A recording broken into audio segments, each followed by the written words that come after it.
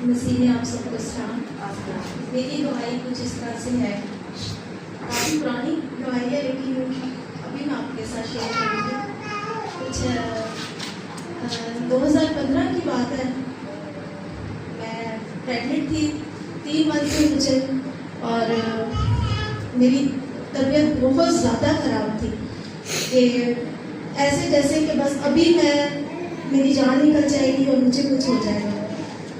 तो वॉमिट और बुखार मेरा बेहद बहुत ज़्यादा था। तो मैं एडमिट थी हॉस्पिटल में, और डॉक्टर ने मुझे चेक किया और कहा कि आपके बेबी की हार्ट बीट नहीं है।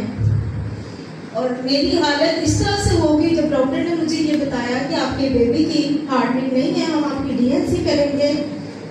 तो मैं नहीं चाहती थी कि ऐसा हो, क्योंकि जो जान मेरी जिस्म में आई है वो ज़िंदगी पाए, वो ज़िंदगी वाली हो।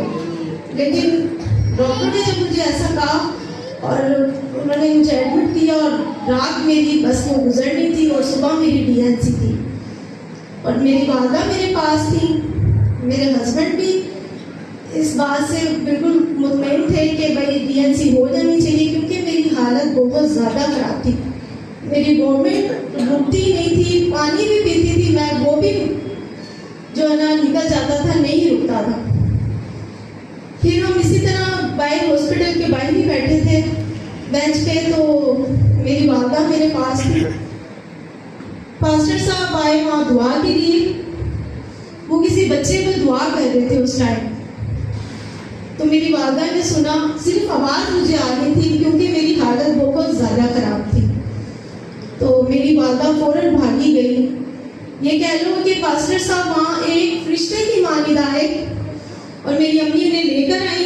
पास्टर साहब ने मेरे पे दुआ की, और जब उन्होंने दुआ की मेरे सर पे हाथ रखा और मुझे कहा कि बेटा आपको कुछ भी नहीं होगा, आपका बेबी बिल्कुल ठीक होगा, आप ठीक हो जाओगे। और वो ये कह के दुआ करके दुआ वाला पानी मुझे पिला के और वो चले गए। और जब मैं रात में सोई, रात में तकरीबन 12:30-1 का टाइम था, बाकायदा खुदा की तरफ से था, मेरे पेट पे एक हाथ आया और मैं एकदम डर गई, मैं एकदम चीखें मारने लगी। और मेरी वालदा ने मुझे सीने से लगाया और मुझे सर पे ब्लेस किया दुआ वाले तेल से। उन्होंने कहा बेटा कुछ नहीं होगा, कुछ नहीं था, वैसे ही डर गई हो नींद में। सुबह मुझे ऑपरेशन के लिए, डीएनसी के लिए बिल्कुल तैयार कर दिया। मेरे हस्बैंड ने